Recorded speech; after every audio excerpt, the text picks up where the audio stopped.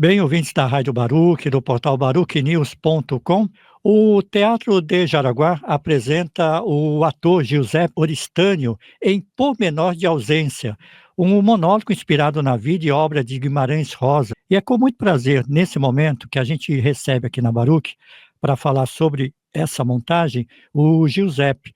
Seja bem-vindo à Baruch, tudo bom, Giuseppe? Muito bem, muito obrigado por me receber. Eu estou contente de falar com você e com o pessoal que está nos vendo. É sempre bom falar de cultura, falar de teatro e falar do grande Guimarães Rosa também. Ô, Giuseppe, fala um pouquinho então sobre essa montagem. Você já teve no Rio, em Minas e agora tem a temporada aqui em São Paulo. Queria que você falasse como é que surgiu esse projeto e como é que foi essa montagem. Esse projeto eu estou com ele desde 2022, porque foi justamente em 2022 que eu completei 50 anos de carreira. E aí eu quis me dar presentes, eu para mim mesmo. Então, eu me propus a escrever um livrinho que eu escrevi e que, para variar, em mais uma entrevista, eu esqueci de trazer para te mostrar. E queria fazer um monólogo, porque, apesar de ter feito dezenas, algumas dezenas de peças, nunca tinha feito um monólogo, nunca tinha passado por essa experiência. Aí eu comecei a procurar uns textos, até que o Ernesto Piccolo, que é o meu diretor e, mais do que tudo, é meu queridíssimo amigo e com quem eu tenho grande afinidade, ele me apresentou esse texto da Lívia Baião, esse texto que eu faço no palco lá do Teatro de Jaraguá e que tenho feito aí Brasil afora, faz parte da tese de doutorado da Lívia Baião, que ela é uma estudiosa feroz do Guimarães Rosa. Ela passou 6 anos vasculhando os arquivos pessoais, as correspondências de Guimarães Rosa, tudo que há na USP com relação ao Guimarães Rosa, os possíveis contemporâneos do Guimarães Rosa, arquivos em geral que ela encontrou no Brasil e no exterior para fazer o seu doutorado. E uma das partes do doutorado dela é esse espetáculo que ela sequer conseguia imaginar que pudesse ser uma peça de teatro. Mas quando nós lemos, a gente achou que era muito uma peça de teatro. E aí nós começamos a fazer e estreamos justamente em setembro de 72, que foi o ano que eu completei 50 anos de carreira. A peça já fez algumas temporadas no Rio, maiores do que essa paulista, já fez várias cidades de Minas Gerais, além de Belo Horizonte, vai para o Paraná, e agora está em São Paulo, no Teatro de Jaraguá, onde a gente mostra os últimos anos da vida do Guimarães Rosa. Para quem não sabe, o Guimarães Rosa, além de ter uma formação acadêmica como médico, ele era médico, ele também foi embaixador do Brasil, foi embaixador do Brasil em Hamburgo, na Alemanha, justamente no período da Segunda Guerra Mundial. A mulher do Guimarães Rosa, Araci, ela é uma heroína dos judeus, porque, como na Segunda Guerra os judeus eram muito perseguidos, ela conseguia dar o jeito dela de conseguir visto para essas pessoas e salvá-las da morte. Então, quando se fala em Araci, a mulher do Guimarães Rosa, dezenas e dezenas de pessoas se sentem muito gratos a ela exatamente por causa disso. E, além de tudo, Guimarães Rosa ele tinha um desejo, embora ele já fosse bastante consagrado, tanto no Brasil quanto no exterior, com seus magníficos livros, com a sua forma absolutamente inovadora de escrever, ele tinha um desejo muito grande de entrar na Academia Brasileira de Letras. Ele já tinha tentado uma vez e tinha perdido exatamente para o grande amigo dele, Afonso Arinos de Melo Franco. Então ele ficou muito tempo, até que numa determinada época, ele acabou sendo eleito exatamente como queria. Ele queria ser eleito por unanimidade, não queria disputar com ninguém, e foi assim que ele foi eleito. Agora, curiosamente, Olha como a cabeça das pessoas é e como é interessante a gente ver que mesmo os grandes gênios, seja da ciência, da medicina, da literatura, de onde quer que ele seja, qualquer pessoa é uma pessoa normal, uma pessoa comum, que tem seus desejos, que tem suas manias e que tem, inclusive, suas predestinações, né? Assim que ele tomou posse, ele entrou numa de que ele não poderia assumir, porque ele achou que se assumisse, morreria. Olha que interessante. Ele foi eleito em 1963, mas ele foi adiando a posse. As pessoas perguntavam para ele por que ele não tomava posse, por que ele não tomava posse, por que ele não tomava posse, até que ele foi obrigado a tomar posse, mas só tomou posse em 67, 4 anos depois da eleição. E sabe o que aconteceu? Ele tomou posse na quinta e morreu no domingo. Olha, É uma história muito louca essa do Guimarães Rosa, mas é um cara genial e por quem muitos de nós temos grande admiração. legal. Era justamente isso que eu ia te perguntar, Giuseppe.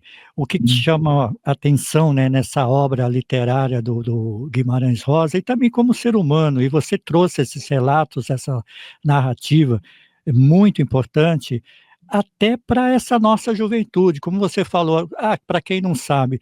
E realmente, eu acho que o teatro, ele também tem esse papel, né, Giuseppe, de trazer, de resgatar a nossa memória, de resgatar essas pessoas, esses valores, esses gênios Eu que acho, estão aí também, né. eu acho fundamental que a gente preserve e cultue os nossos grandes homens, os grandes homens e mulheres brasileiros, gente importante que faz parte não só da nossa cultura, mas da história da vida do Brasil. Então, nós temos grandes médicos que merecem ser cultuados, grandes escritores, atores, cientistas, engenheiros. Como não cultuar Niemeyer? Como não cultuar Lúcio Costa? Entendeu? Nós temos gente muito importante, não só na área artística, mas em todas as áreas do conhecimento. O Brasil é rico em pessoas que têm grandes obras e feitos incríveis.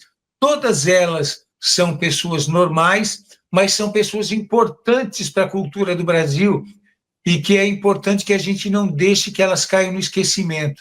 Exatamente. Eu acho que essa é a nossa luta e também a proposta aqui da Baruch, viu, Giuseppe? Eu também me preocupo muito com isso, com a questão de resgate da nossa memória, porque memória é algo que, olha, você trouxe uma narrativa aí que realmente é fascinante. A nossa memória, ela precisa ser preservada. Muita coisa que acontece hoje vem do passado, vem da nossa história, Exatamente. né? Se as pessoas conhecerem um pouco melhor a história do Brasil, a história das pessoas que fizeram a nossa história, elas vão compreender melhor os caminhos que o Brasil trilhou para chegar aonde estamos e a gente tem uma condição mais apropriada de ajudar a tornar o país melhor. Você está entendendo?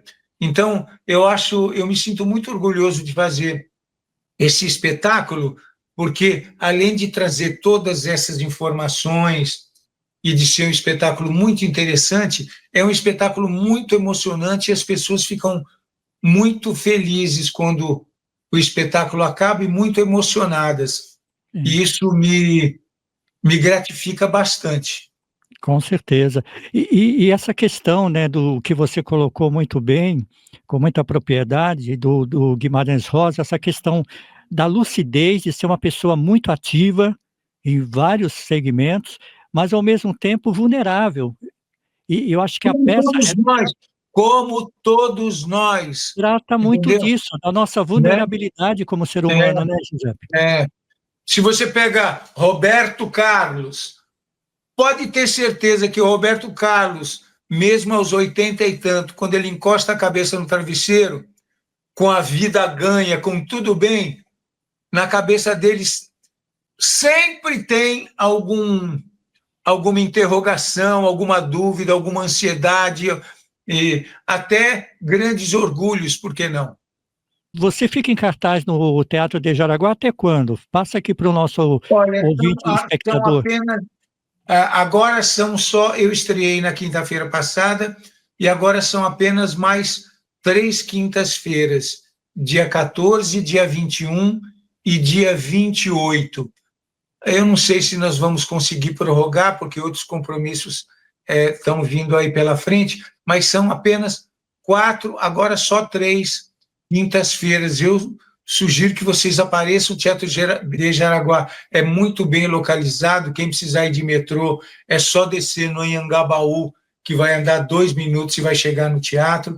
É um teatro muito agradável, num hotel tradicionalíssimo da capital paulista, que nos oferece um lugar muito aconchegante, num teatrinho muito bonito, para a gente juntos compactuar da vida do Guimarães Rosa, tão interessante e tão legal.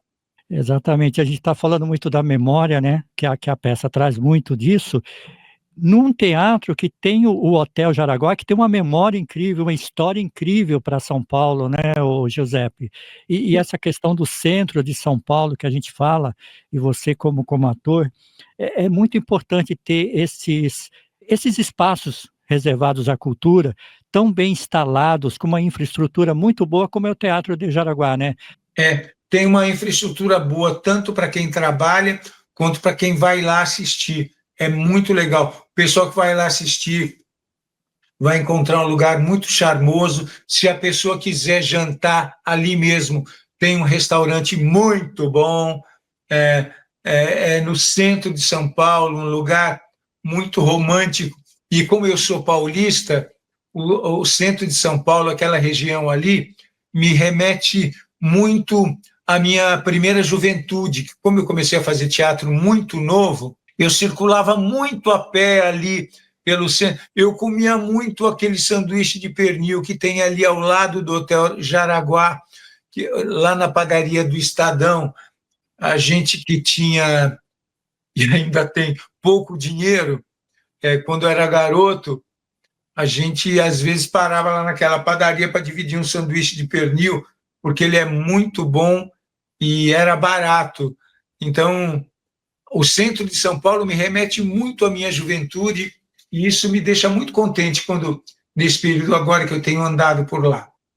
Você falou no início desse nosso bate-papo, que é a primeira vez que você faz um monólogo e que, assim, era um desafio. Queria que você falasse dessa experiência, Giuseppe, como é que está sendo para você essa questão de estar, assim, a gente fala sozinho no palco, é modo de dizer, porque a gente sabe que tem uma equipe por trás, né, tem pessoas Tem, envolvidas naquele projeto, tem, mas para o ator, para tem, você, esse monólogo, mas na hora que a peça começa, é você, é, é você e a todo plateia. mundo todo mundo está ali para ajudar, mas no final das contas sou eu comigo mesmo. Eu achei que essa experiência fosse ser um pouco solitária, sabe? Hum. Porque é tão gostoso você dividir o palco com alguém, contracenar, ter um camarim divertido, conversar. Mas eu não, sinceramente, não senti essa solidão. Eu estou me sentindo muito confortável sozinho em cena, estou me sentindo bem, sinto aquele frisson depois que dá o segundo sinal e a peça está prestes a começar. E eu acho que esse frisson e esse pequeno nervosismo ele é fundamental para que você desenvolva bem o seu trabalho. É uma experiência que eu estou gostando muito de viver, para ser bem honesto. Estou adorando viver essa experiência do monólogo. Que legal. Ô Giuseppe, bem, você tem mais de 50 anos, né, de dramaturgia, um dos grandes nomes da nossa dramaturgia. E aqui na Baruch eu gosto muito de trazer temas, porque vocês é que estão ali produzindo cultura, fazendo cultura. E eu gosto muito de trazer alguns temas, porque eu acho muito importante hoje, nesse universo que a gente vive, com todas essas informações, né, que é o mundo da internet, mas o importante é a informação de qualidade, porque tem as pessoas, elas não às vezes elas não param muito para pensar, e eu queria ouvir um pouco de você, compartilhar um pouco e ouvir a tua reflexão sobre a importância da cultura e a valorização dos nossos artistas, do ator, da profissão de ator. Queria que você compartilhasse um pouco da tua vivência, da tua experiência. Para quem ainda não percebeu a importância da cultura, antes de tudo é preciso dizer que um país que não valoriza a sua... E quando eu falo cultura, eu não estou falando só de ator, estou falando... A cultura é muito ampla, ela é muito Sim, grande, mas quando a gente fala do entretenimento, a pandemia nos mostrou que o que salvou as pessoas trancadas em casa foi a cultura, foram os filmes, foram os programas, foram os shows musicais. Tudo que envolveu cultura foi o que tornou a vida das pessoas mais aceitável durante a pandemia. As pessoas consomem cultura o dia inteiro, às vezes sem nem saber que o que ela está consumindo é é cultura, cultura. É. né? Então, quando a pessoa vai para o trabalho e liga o rádio do carro, ela está consumindo cultura, porque ela ouve ali uma música, ela ouve ali uma notícia. Então, é importante que a gente saiba, e isso para mim é um fator fundamental, que um país sem cultura, no sentido amplo da palavra, um país sem cultura é um país fadado ao fracasso, porque a gente fica sem alma, a gente fica sem inteligência, a gente fica uma marionete que só pensa em sobreviver. E a vida do ser humano é um pouco mais do que isso, eu espero. E o papel do artista, do ator, da atriz, né, o Giuseppe, nesse cenário, nesse contexto que as pessoas, elas às vezes acham que não entende muito, ou às vezes o ator nesse país ele é muito descriminalizado, né. Nós vivemos uma época, desgraçadamente, onde a informação, seja ela verdadeira ou falsa, e em muitos casos ela é muito falsa, ela não é uma informação, ela é uma opinião de alguém embasada em nada, embasada na sua própria decisão pessoal. Não tem exatamente porque a pessoa não conhece história, não conhece, tem pouca cultura, ela é facilmente manipulável pelas notícias falsas. Então, é importante que a gente consiga se instruir para conseguir perceber o que é falso e o que é verdadeiro. Entendeu? Sim. Quando a gente vê, por exemplo, todo mundo acha que ator é rico. Existem os ricos? Existem. Mas existem os médicos ricos também. E os médicos que trabalham no SUS e que ganham pouco. Entendeu? Em todas as áreas existem, na maioria dos casos, na nossa profissão, nós somos de remediados para baixo. Entendeu? É preciso que as pessoas entendam isso. O que eu acho também só, parece que a gente já está meio terminando, eu só quero te dizer que me preocupa um pouco essa história da inteligência artificial. É uma coisa que não tem volta, né? É uma coisa que não tem volta, isso está acontecendo, mas eu me preocupo de a gente abrir mão. E, aliás, a inteligência artificial é muito boa para muita coisa, é joia, mas eu acho só que o ser humano tem que tomar cuidado para não abrir mão da única coisa que nos diferencia dos outros animais, porque animais também somos, entendeu? Que é a sensibilidade, a capacidade de externar pensamentos de uma maneira lúdica, né?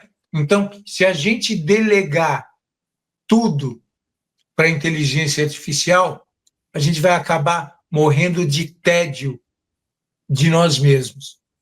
É algo preocupante, eu também me preocupo muito, porque é uma questão de limite, saber o limite. do uso, né, o Giuseppe. Como utilizar, de que forma, porque a tecnologia, a internet, o IA, são coisas irreversíveis, estão aí, e ótimos que estejam, porque eu acho Ótimo, que faz ótimo. parte Olha da aqui, ó, olha o que está da evolução. acontecendo aqui. Estamos Exatamente, conversando à distância e está tudo ótimo. que há 15, 20 anos atrás era impensado a gente fazer Impensável, uma impensável. gravação dessa. Agora sim, agora a questão do equilíbrio, né, das coisas. Eu penso comigo que às vezes o ser humano, a gente tem muito essa questão, sabe aquele vinho, aquele bom vinho, que você abre a garrafa, o vinho é tão bom que você começa a beber, beber, só que você não conhece o teu limite, você não sabe o teu limite, e de É, repente você bebe aquela garrafa toda, e em vez de sentir o prazer do vinho, você tem uma baita dor de cabeça, uma enxaqueca e você não se lembra de nada. É a mesma é. coisa, no meu modo de ver, do uso da tecnologia, do IA. Ela está aí, acho que a gente tem que utilizar da melhor forma possível, mas isso que você falou é muito importante, a sensibilidade, o fator humano. Tanto é que quando a gente ouve uma voz, claramente a gente percebe que aquela voz ela é robótica, ela não tem vida, ela não tem alma, ela não tem sentimento. É A fácil isso. gente percebe, muita gente percebe, mas nem todo mundo percebe, infelizmente. E deixa eu te dizer, a inteligência artificial e o teatro.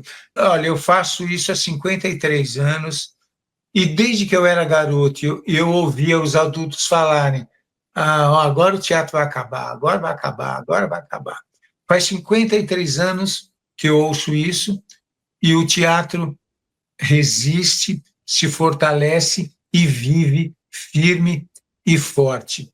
A chegada da inteligência artificial, eu tenho desenvolvido esse raciocínio, eu torço para estar certo. A tecnologia, embora a gente esteja próximo aqui, nós estamos distantes. A tecnologia está afastando as pessoas, né? E vai chegar um momento que eu acho, eu já sinto que ele está chegando, em que o ser humano vai querer olhar no olho do outro ser humano, sentir o calor da outra pessoa, entendeu? Cumprimentar com um abraço, olhar mesmo dentro do olho da pessoa para sentir o que aquela pessoa está pensando de verdade. E eu acho que isso vai levar as pessoas cada vez mais ao teatro, quando elas sentirem essa carência de humanidade, porque o teatro é o único lugar onde há essa troca entre humanos, entre um cidadão que está contando uma história e um cidadão que está assistindo a essa história e ambos trocando emoções ao vivo. Eu acho que essa magia do teatro, nenhuma inteligência artificial será capaz de substituir. Com certeza. Bem, Giuseppe, eu quero agradecer muito a tua participação aqui na Baruch, seja sempre bem-vindo. Como eu te falei, a Baruch é esse espaço para a gente divulgar, fomentar, valorizar a nossa cultura, a nossa arte, os artistas. E gostaria que você deixasse um convite aqui para o espectador, para o ouvinte da Baruch, Então, para é só acompanhar o teu lembrando, trabalho. nas quintas de agosto. Então, agora nós temos 14, 21 e 28 de agosto, no Teatro de Jaraguá, ali na Rua Martins Fontes, no centro da cidade. O teatro fica dentro do Hotel Jaraguá, um hotel tradicionalíssimo, belíssimo, e eu conto com a presença de vocês para a gente se emocionar junto com Pormenor de Ausência, que fala dos últimos anos da vida do grande escritor brasileiro, do grande mineiro, João Guimarães Rosa. Eu conto com você.